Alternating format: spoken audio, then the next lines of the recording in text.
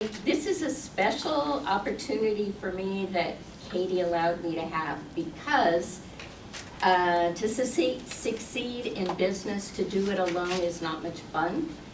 But if I've been able to encourage other women, and my preference is to women because I'm not a man, I don't know what they go through, it's very exciting. So this is kind of a step.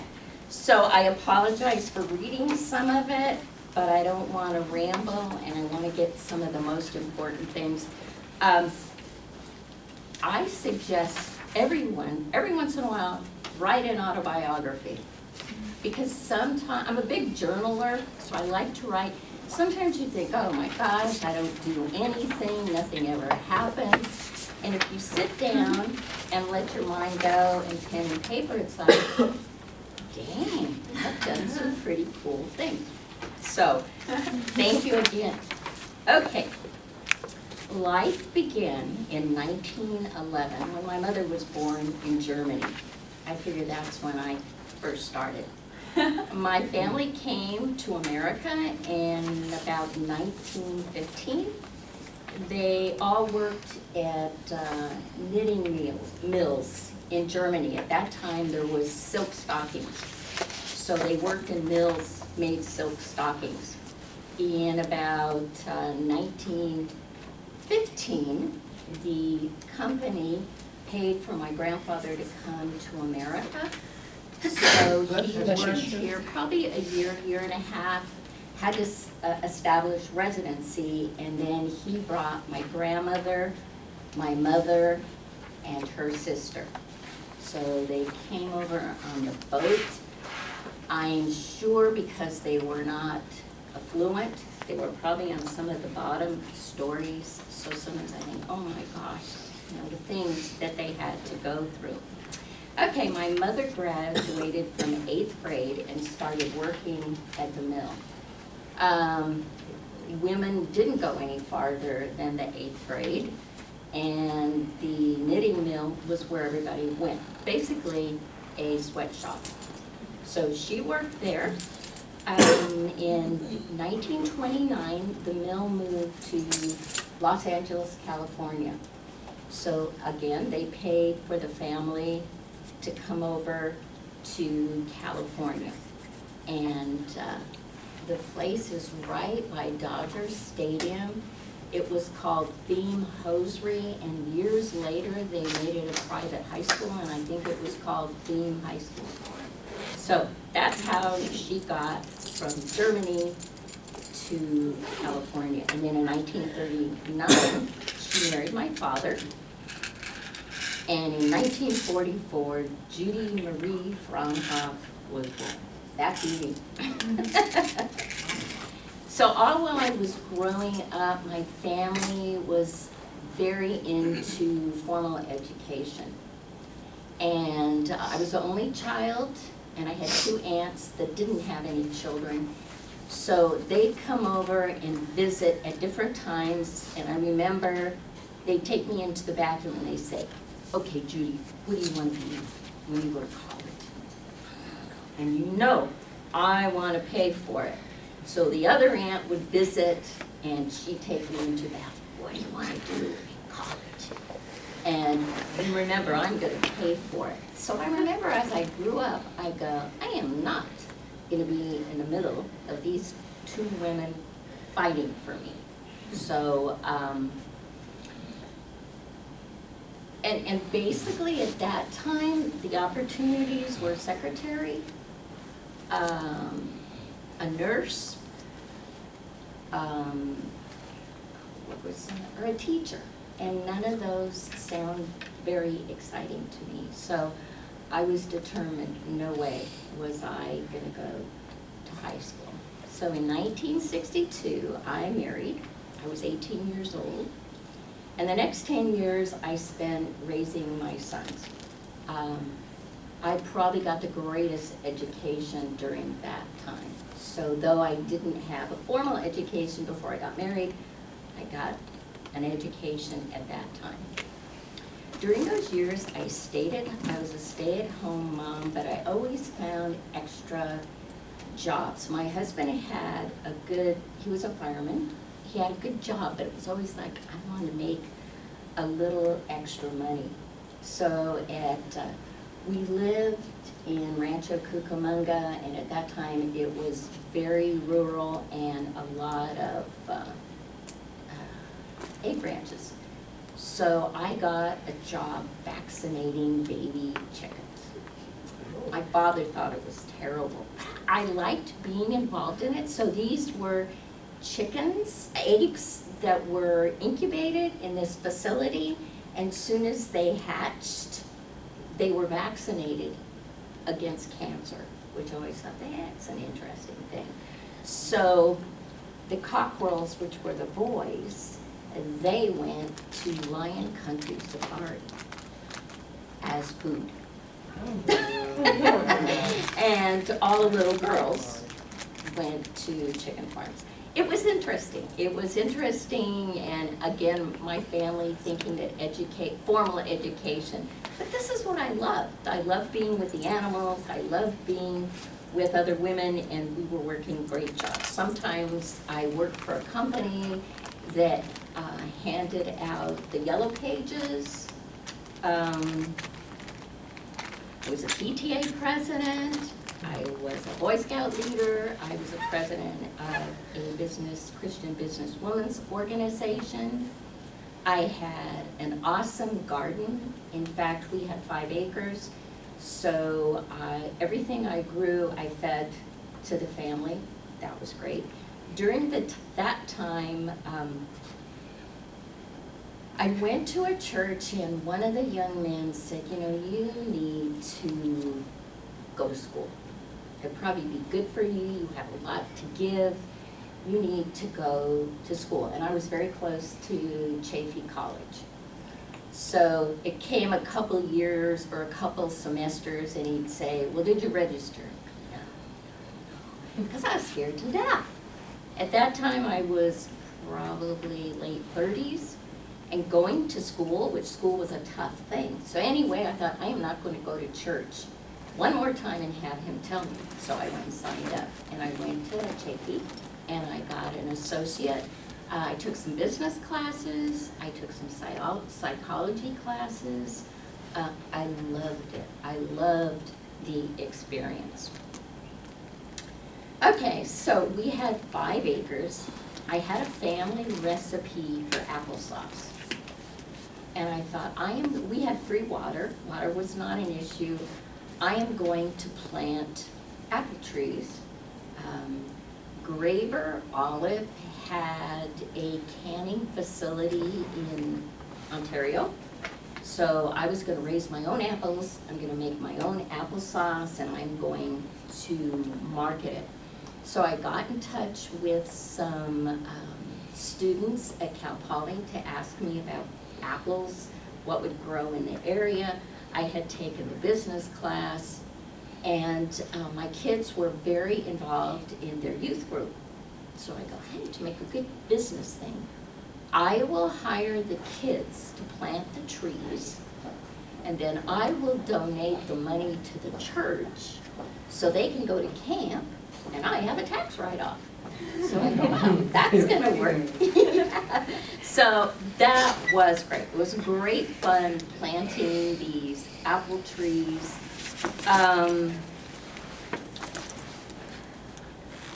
In 1992, the apple trees are still going, but still a lot of work.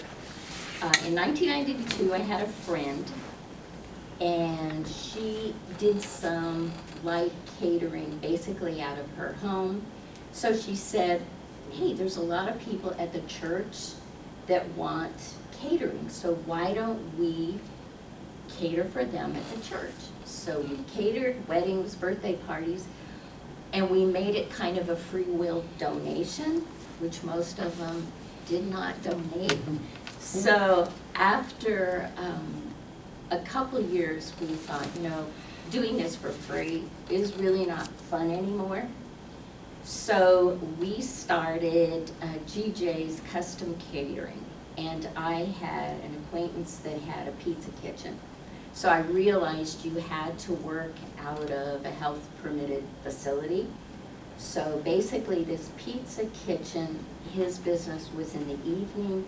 We would start our catering business, do breakfast and lunch, so we could cohabitate in that facility. It would help both of us. Well, in 1994, at the age of 48 years old, I decided to get a divorce. So I moved to Claremont. I sold my house in Altaloma.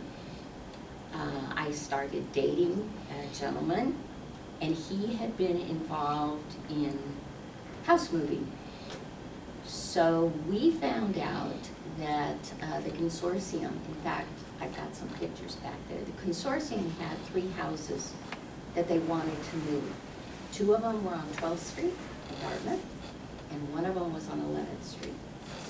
So in the meantime, my father had passed away, my mother moved in with me, and so on. I had some inheritance. So I bought the property in Claremont West, which was not Claremont West at the time. So they're right off of Benita and Cornell, basically across the street from the police station. So I was able to snooze around to the banks and stuff and get money. After all, I'm a woman, give me an opportunity. So at that time, the consortium paid me $5,000 per house to move them because they were considered Claremont historical and they didn't want them demolished. And you can see over there, they needed to make parking. I think there's parking over there. So got the houses, got the loan, moved the houses. Again, it's 214, 216 Cornell. I still have them. So if you ever have a chance, you can take a look at them.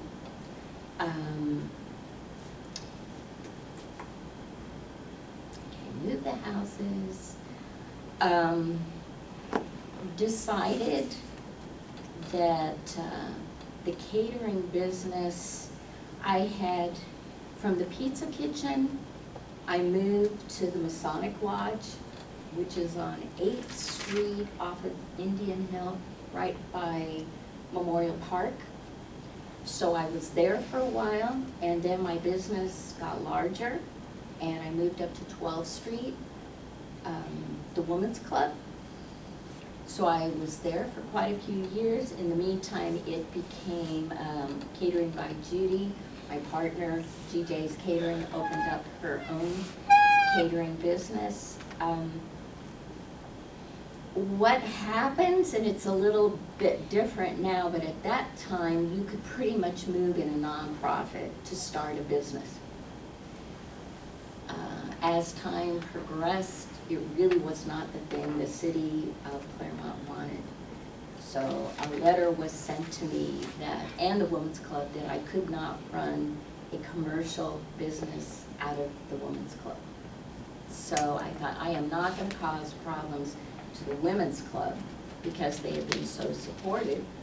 So me, myself, and the Divine started driving around. I happened to find a kitchen in Upland, and in fact it was a restaurant for rent. So I drove in, and they were doing some construction. This was on Grove and Foothill.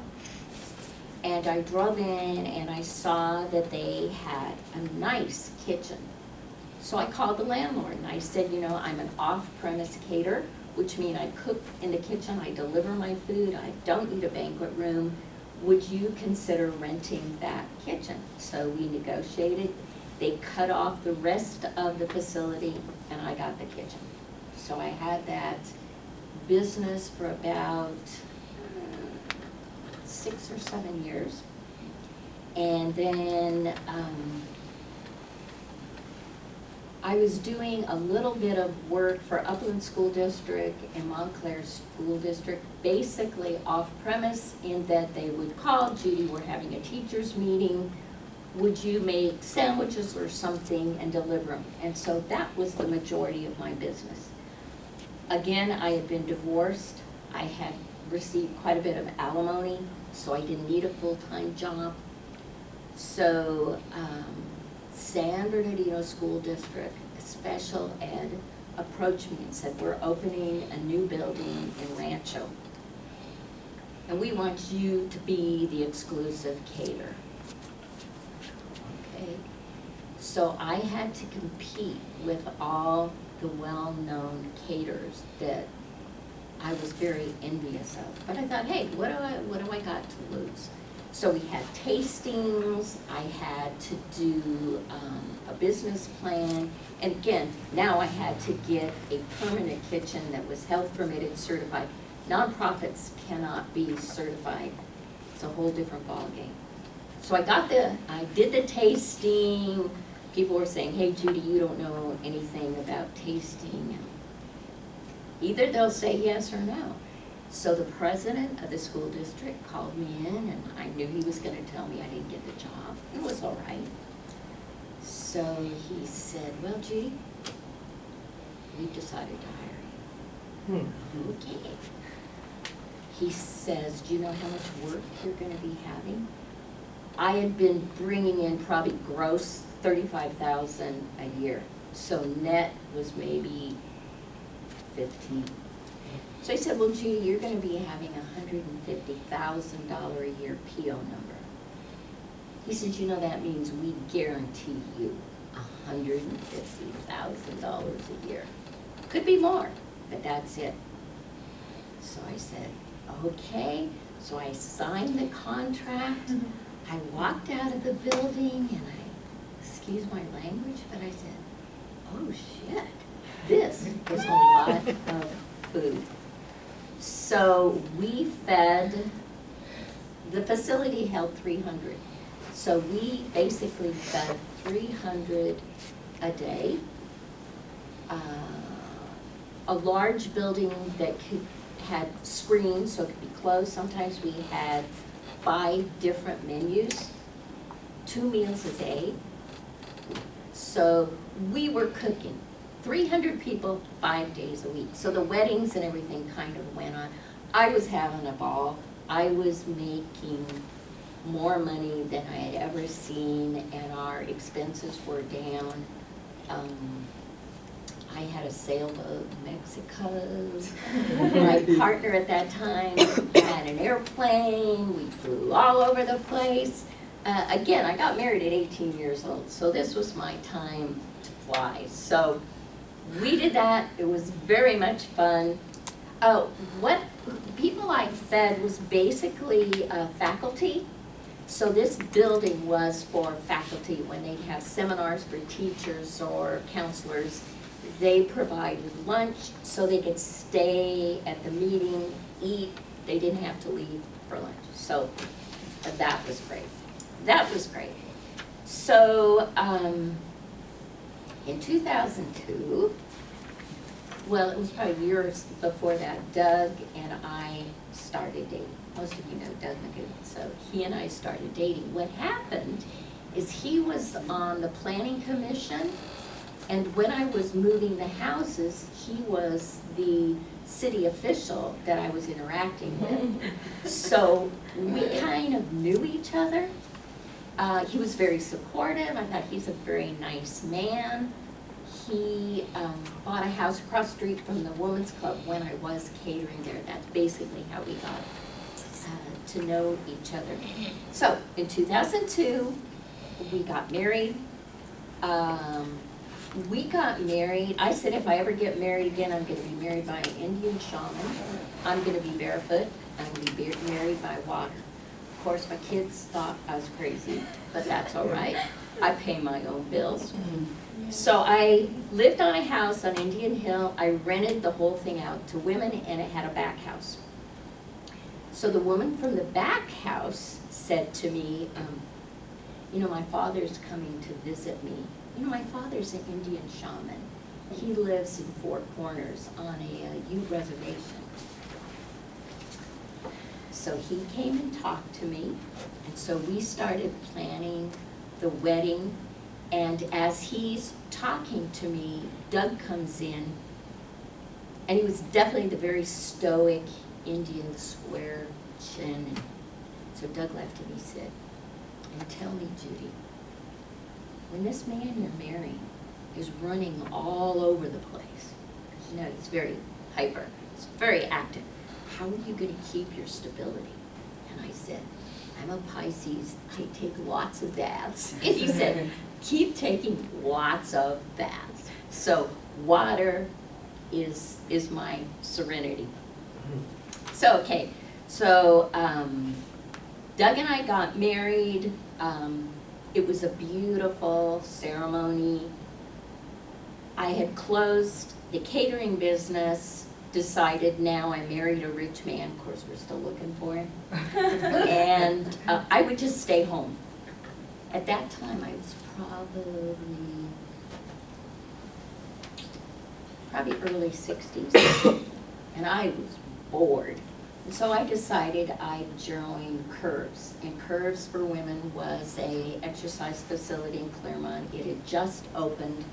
So I thought, okay, that's a way. When I was in the catering business, it was my associate at I didn't really get a chance to interact with women, make friends. I thought this is going to be a great thing for me. So I joined Curves. Also, by being an entrepreneur, I tried to show as little income as possible, so I had no Social Security.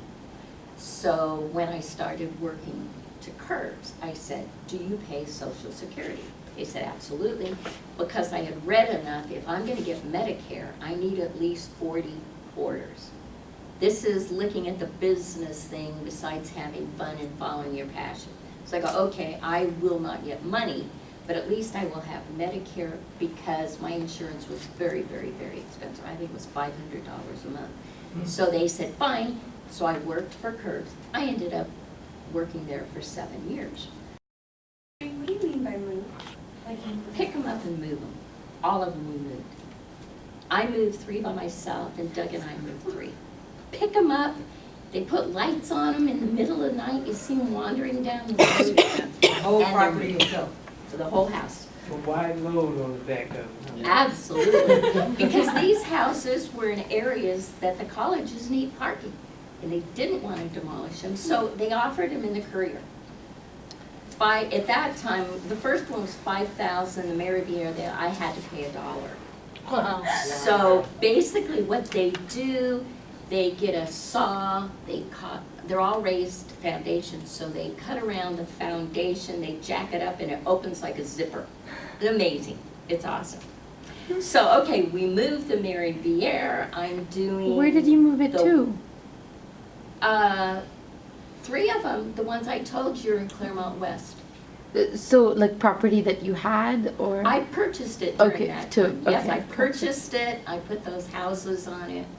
That's how I met my husband, Right, because he right. was on the Yeah, city. got it. And then we moved to Mary Bière and the other ones with it. Amazing, very exciting. So I'm working at Curves. I'm doing the weddings at the Botanic Gardens. We moved the house, and the weddings are paying me very, very well. And I decide, you know, it's time to let Curves go. But Curves introduced me to Sister Terry. He introduced me to Crossroads. I met some wonderful women. So that 7 years when I thought I would do nothing was wonderful. So during that time, still at Curves, Doug was reading the newspaper, and there was an article about a woman in West LA that opened up a commercial incubator kitchen. Now, I had heard about incubator kitchens and talked to Doug about it, but never went in one. And what it basically was is a health permitted kitchen where new food businesses could start. Instead of a food business having to get their own site, they could come in and use that kitchen for $25 an hour, only the time they needed it. I go, Doug says, hey, this woman is doing what you want to do. And I go, oh my gosh. So I drove to West LA and I met the woman, and she mentored me for a while. Gave me the pros and cons. The health department is not going to like you. Nobody's going to want you. I started in LA County I was there for about 2.5 years, spent about $40,000 and got nowhere. And was pretty much determined that it was not gonna work. The last time I talked to the health department associate that was working with them, at that time, they didn't have cottage law, AB 1616, so people were cooking out of their houses illegally. So I said, I'm getting people out of their houses, I'm creating jobs, we're gonna have people paying taxes, work with me. He put his hands up and he goes, not my problem. That day I called Doug and I said, my heart's broken, I am not doing this anymore. And someone mentioned the building that we're in at 360 West Foothill used to belong to Burton Rockies.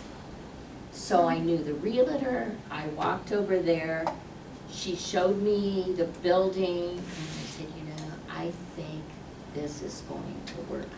In the meantime, even when I was starting in LA County, trying to find money, no. Doug and I are both independent contractors, so we don't have a regular paycheck. It's just money coming in wherever we can make it happen.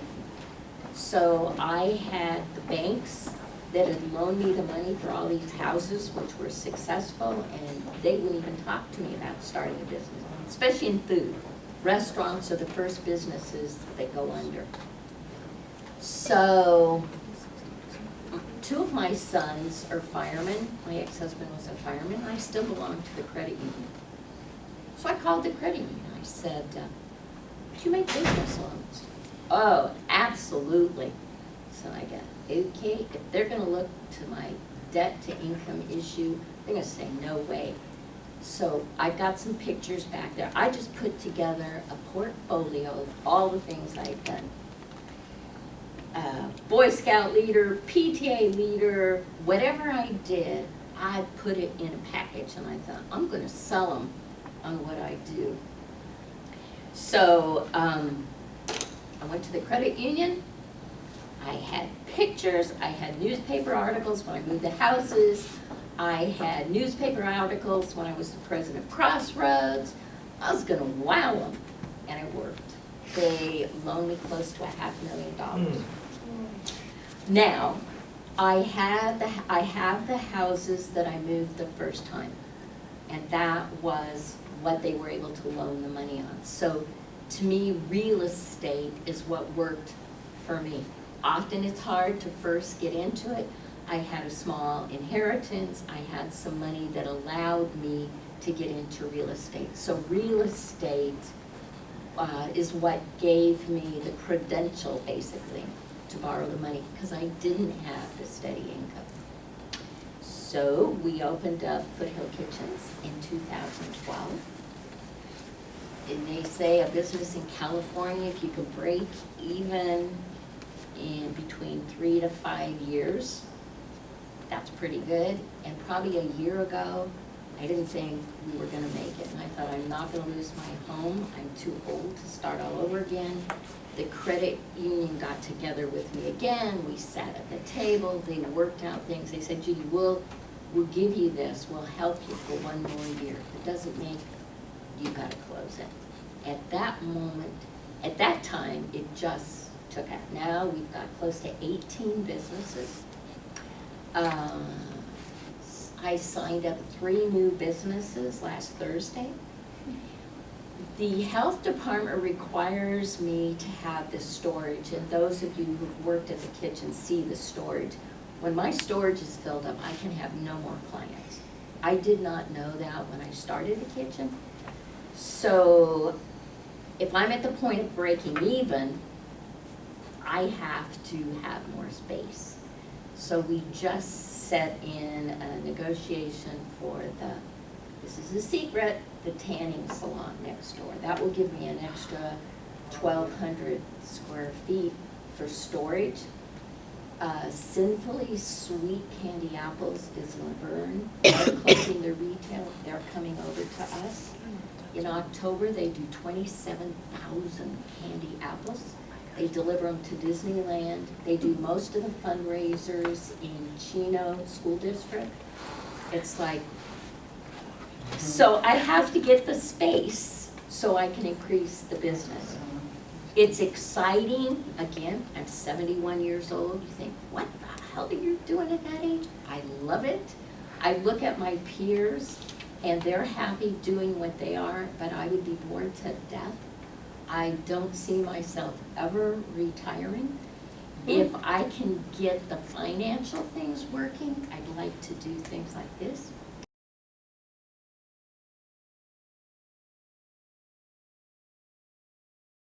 Myself to as many sort of aspects of the community and aspects of the college as I can. And just as a personal matter, I care a lot about social justice issues, especially for women, and the concept of helping women who have been released from prison restart their lives on the outside is God's work to me.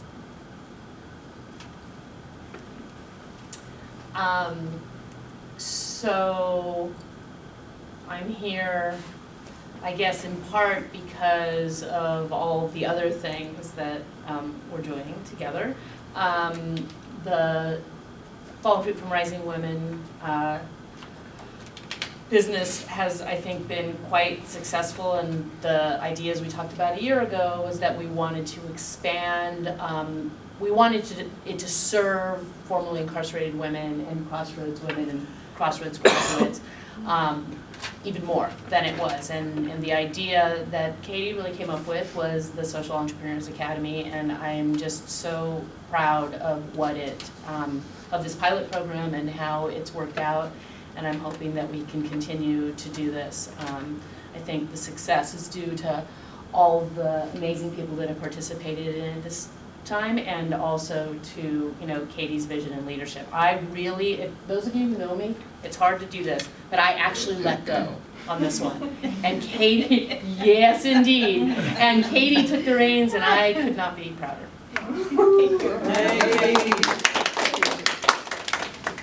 That's high praise, Katie. Well done, well done. As they say in Nigeria, well done.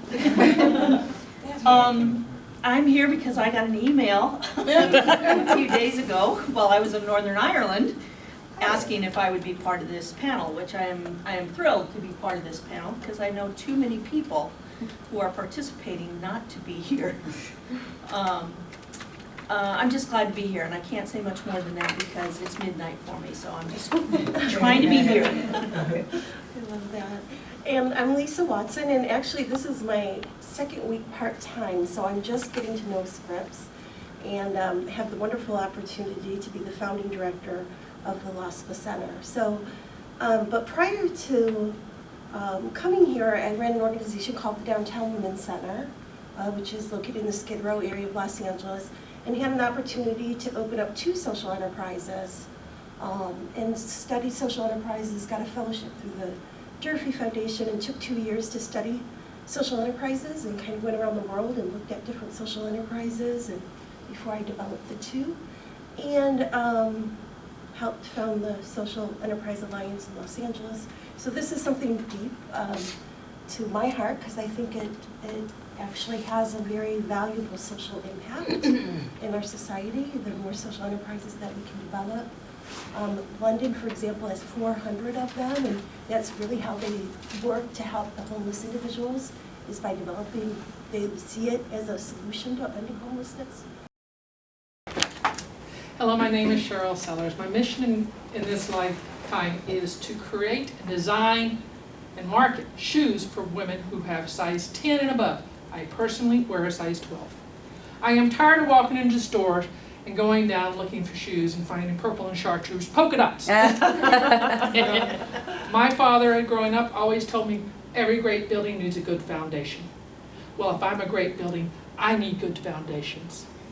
So please help me create and market these shoes for women with larger feet. Time. Cheryl just loved it, loved it, loved it. So you got out just about everything except the amount of money, so that was good. But you drew me in with a sense of humor. You made it personal. You made it about yourself. I mean, you know, I have friends who have, you know, size 11, size whatever. They tell me that when they find a pair of shoes, if they find a pair of shoes, and their size, they'd buy them in every color, or try to. So it is, you made us feel the need, you described the need very well, and you made us empathize with you. And I think that's 90% of the battle when you're trying to get funding. Yeah. I love the metaphor too of if I'm a great building, I need a great foundation. I do. That really That's sort what of Danny always sticks with said. you. Yeah. Did you give us a name? I wasn't able to get, it would be great. Good foundation. Okay. Okay. Well, That's a great presentation, I just didn't know what the name was. That was it. I didn't Okay. Well done. Really well done. The only thing I would have added is maybe why you have the skills to do it.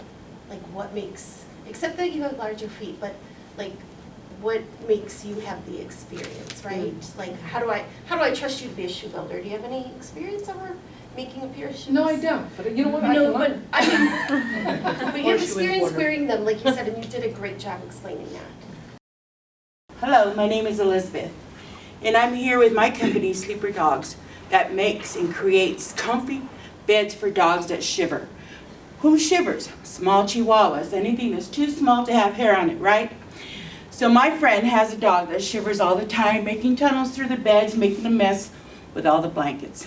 Gave me an idea to create small beds with tents on top of them, balloon-sized shapes on them, something to keep the heat in with 4 doors so the little doggies can come in and always feel secure and keep the warm in. A unique idea that creates to pets people love, I think it's got real potential. You didn't get your amount out, but it's better than anything else. Yeah. And you're clearly passionate about this. It's called Sleeper Dogs? Yes. Mm-hmm. Yeah, I know in the past I've heard you sort of talk about how like you actually have the skills to make these things. Yes. Right? So I would like to hear that as well. Like you've got your personal connection, but also like why you? Mm-hmm. One of the most profitable industries in the nation is pets. So, gosh, any quirky thing for an animal, and it's gonna go like hotcakes, so, well done. I just love the name, and you just drew us in automatically, like, it was just with your enthusiasm, so it was really, I agree, it was really well done. And I was just thinking, I don't know, I'm like Charlotte, I don't know a lot about dogs, but I was like, people are crazy about their dogs, especially the small little dogs. So Yeah. like, I could just see. They'd buy it in a heartbeat. Yeah, seems like you're good. Okay, thank you. Thank you. Charlotte Hughes, a student, farmer, and gardener.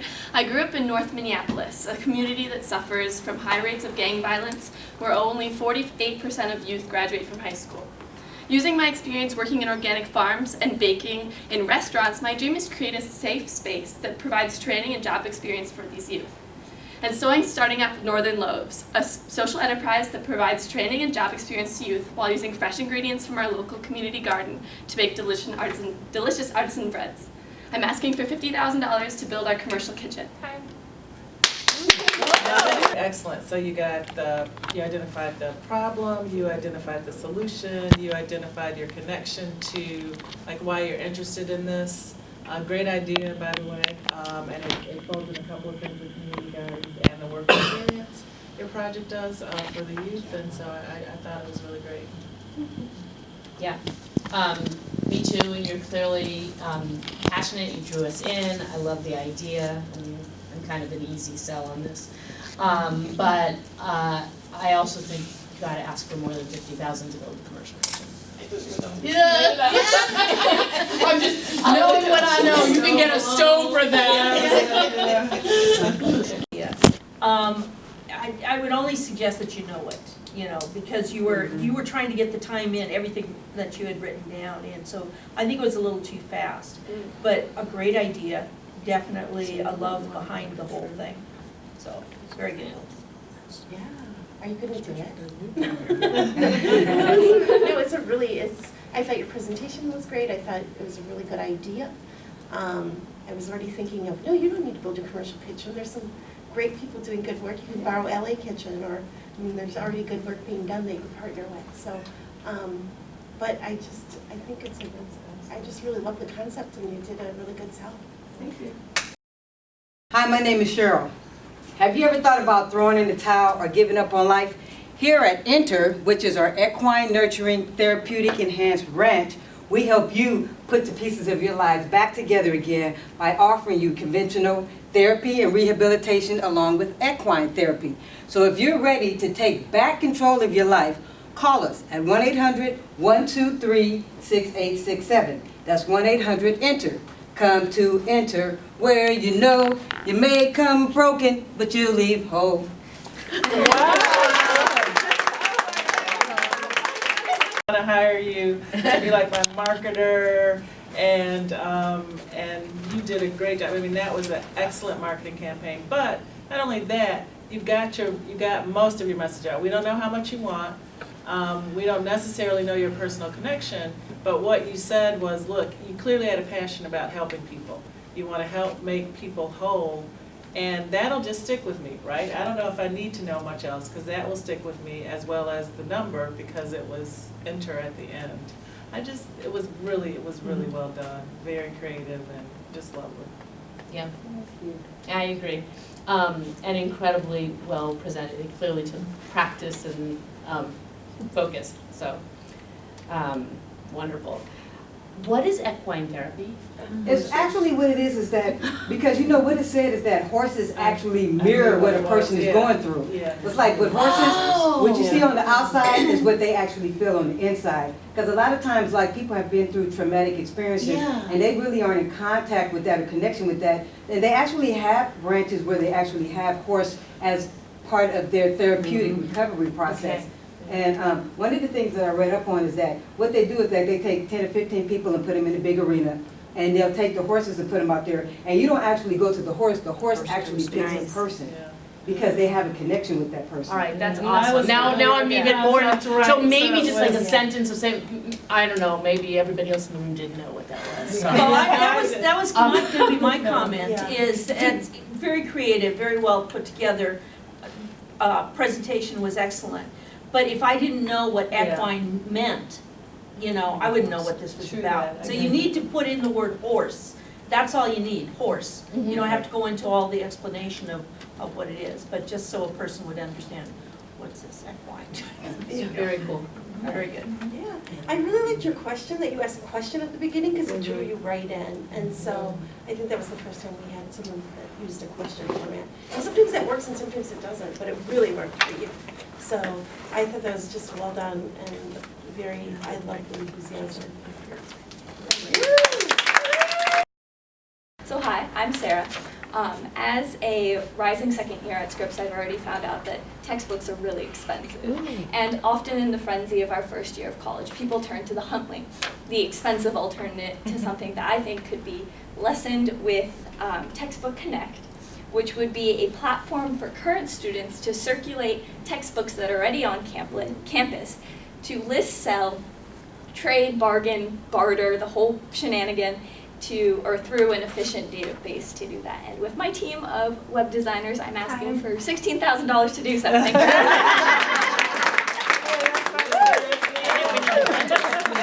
I've heard students complain about this all the time, and we all know how expensive books are. So this is a real problem that people can connect with right away, especially the people on this panel, because 3 of us work in the academy, and one of us works for a nonprofit, but I'm sure hears this a lot from folks who are trying to go back to school, how unaffordable books are. So first of all, I like that you were relaxed. I liked your smile. You pulled me in right away. You got all your information in.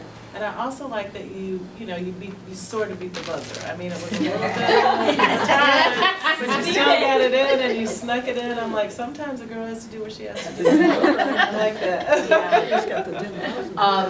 All that, and I really feel like you answered the technical problem. Like, I totally see that a well-designed sort of web interface could solve this problem. It can actually be done.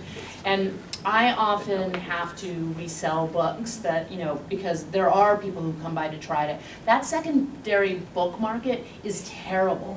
Like, you get nothing for your books, and then they resell them at very high prices. There is a problem, I know there's a problem, and you immediately, like, hooked me on what the solution should be. Yeah, I can't add anything more. I just kept thinking to myself, this is very doable. And I'm surprised somebody hasn't done it already. Yeah, so am I. Yeah. No, they tried. Do we try? I think, yeah, I think you just need like one platform. Sorry. Yeah, I think people people try. No, I like the idea how you tied it into the homemade bookstore thing that is really expensive, but then I thought, well, can't that be part of the solution then, because it's a student-run bookstore? So how do you, like, I was already coming to like, this is a great idea. It's not student It's owned by run. Barnes and Noble. Is it really? Yeah. Oh, it's a fourth. Oh, I of see. the small one. Yeah. Oh, okay. Huntley's our big one. Oh, the big Yeah. one. Yeah. Oh, but why not the scripts? That's our little one. Yeah.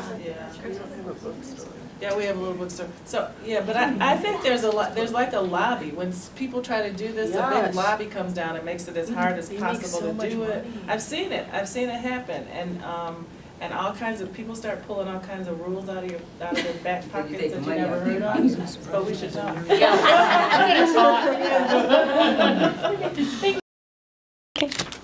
Excellent. I mean, identified the problem.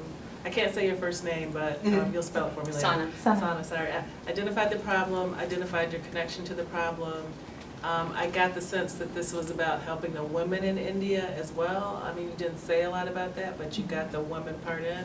So I was able to connect the dots. And I just love the concept of urban farming. Love it. Yeah, I like the idea of creating a network. I wasn't sure how you were gonna do that and what your particular expertise for doing that was, but it was only 30 seconds. And I like that you got in at the end, that some of the money will go back to the farmers too, because the issue is not just starting a business, sometimes it's solving a social problem, and that can be like a non-profit part of the, yeah, I like that. Very good. I was thinking as you were speaking, oh, you have to go across the street and talk to Nancy. She'll give you all the tips. You know, I've done common good. Oh, yeah, okay, that Nancy. I was like, I know this Nancy. No, not this Nancy, the other Nancy. Yeah. I don't have much to add because it was really well done, and I loved that you used, you know, that you told us at the end what percentage would go back. It just, you know, your presentation just is very interesting. It's a wonderful concept, and so it just wanted me to learn more about who else is doing urban farming, where are they doing it with so many people, like how would this be effective? Is it a real solution to not only helping individuals but healthy food access? I mean, it just made me ask tons of questions. Yeah, good question. But that's a good thing because I wanted to learn more. Okay, thank you guys. Hi, my name is Nia, and two adjectives that others would use to describe me are curious and commanding. And so through that, something I really like is looking at organizations that are already in motion and looking at rules and policies and whatnot, and figuring out ways to do it better and to do it more effectively and to do it more efficiently. Efficiency is like my favorite thing in the world. I try to be efficient in everything, and I really want to help others be efficient in everything that they do. So rather than asking for money necessarily, I'd rather ask for contacts of people or organizations or firms or businesses or whatever who are looking for ways to be more efficient. You're doing what you want to do. I also love that you didn't ask for money, that you asked for something that can often be more valuable than money, which are contacts. So very smart. I like that. Yep. Although I wondered, like, you got the contacts of it, I'm not even sure what it is that you're doing, right? Like what the actual business is, what the name of the business is. Like being efficient is not a business, right? And if you're trying to start a management consulting firm, seems to me there's a lot of competition out there for that, if that's what you're talking about. The other thing I would say is what you're wearing matters. Yes. Every 100%. right? Yeah. So, yeah. If I were to close my eyes, I agree. If I were to close my eyes and listening, I'd be intrigued. But the presentation says so it's much. abysmal. So much. Good idea, though. Yeah, I agree with everything that's being said. I really liked how you used curious commanding, those two words together. But I was wondering how I wanted them to come back, like, because you said it with, like, you said it with such, I'm curious, I'm commanding, I'm like, oh, okay, I get that, I like that. But then we didn't come back to it, so I didn't know why that skill was important. I mean, I do know why, but, I mean, I did. Okay. Hi, my name is Isabel Semler. I'm a senior at Pitzer College, about to graduate in May. I would love to request funding for my project called the Backyard Monologues. This is a theater production, and it's an opportunity for members of different areas in LA to write and perform about environmental injustices in their communities. So this is going to be a series of monologue workshops and performance workshops to then turn into a massive production. It's going to go around to different neighborhoods in LA and allow people to say that they don't want injustices in their own backyards. Hi. Thanks.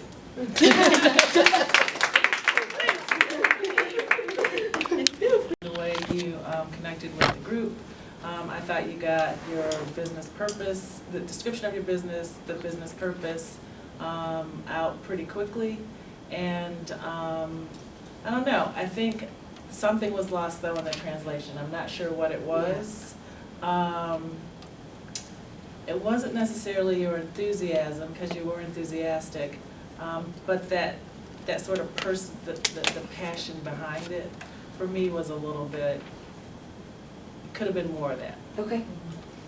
Yeah, I think sort of piggybacking on that, yeah, I too thought you were enthusiastic, and I was intrigued by the idea of backyard monologues.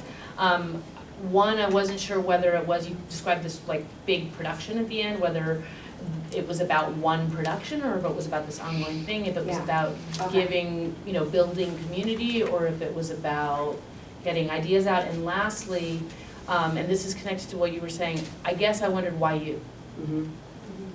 What made, are you a theater major? Are you are you passionate about environment? Personal. Personal connection. Awesome. In the nonprofit world, we learn that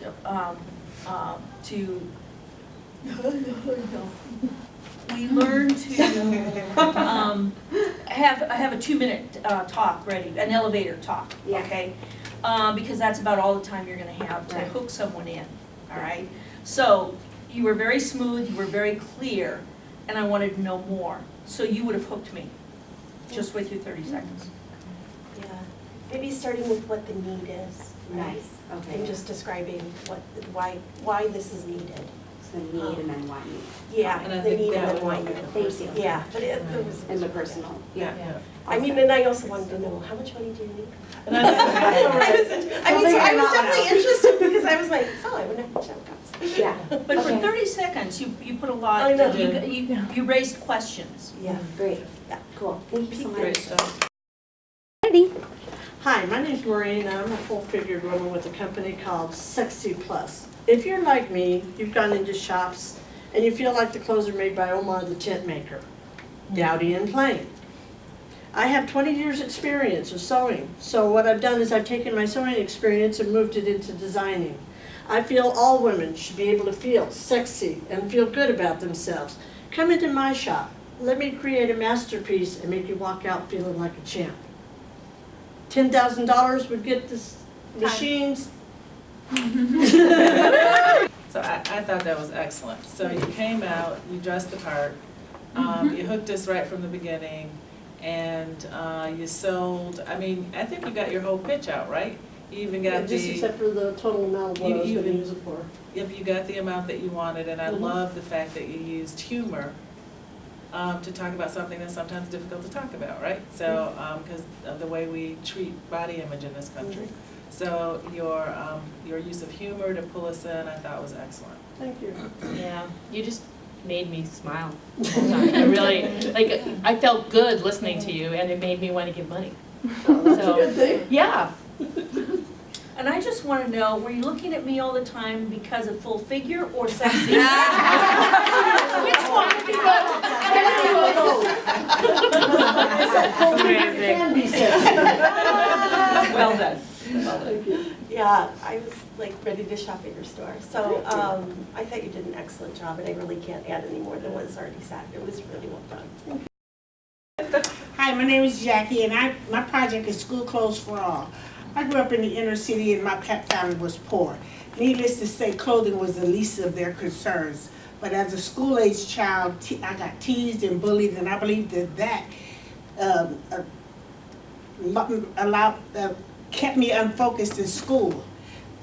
So what I'd like to do is open a secondhand store with gently used and new clothing from the community. For what I ask you guys to do is to at least donate $5,000 a piece for my building, for the clothing, and I would also.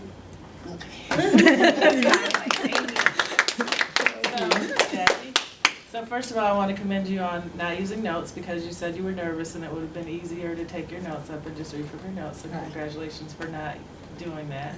Second, you pulled me right in with your personal story. So you made it personal to you, but you also went directly from that to the impact of not having decent clothes has on children generally. And you got your pitching for your money pretty fast before time was up. So I thought you did a wonderful job. Thank you. Yeah. You were clearly nervous, but the idea, I mean, you know, the love comes through. And also I think the idea is great.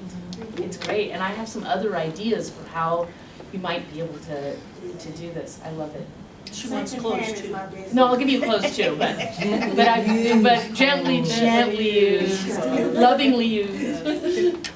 You can come to the board and give your pitch. Yeah, I thought the pitch was great. I think it's a really great, I mean, I was just really interested in the idea. I think it's a great idea.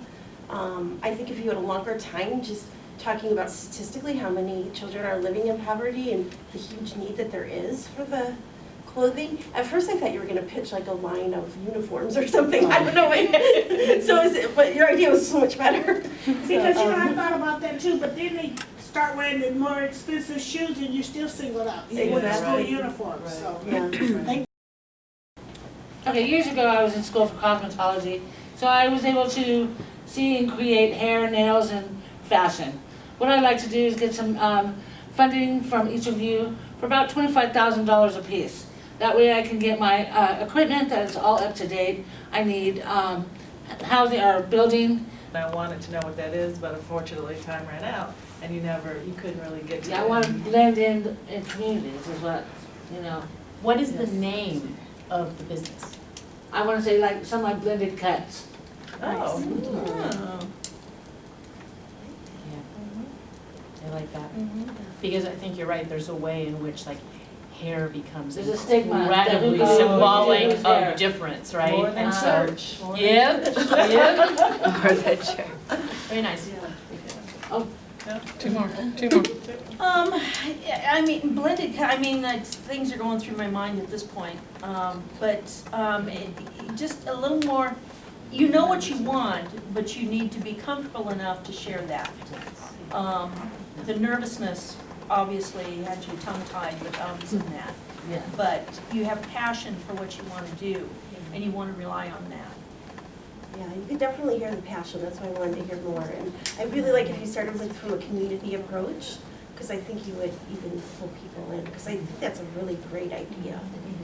The problem, Yeah. sort of state the problem first. Nice. All right.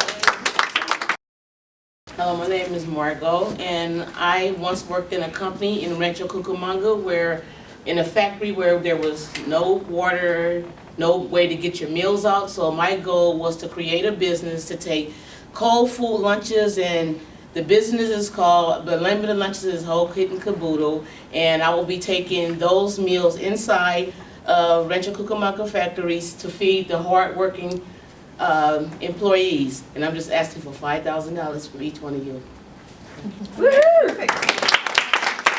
You got your name out, you got the title of your business out, and you got out what it would do.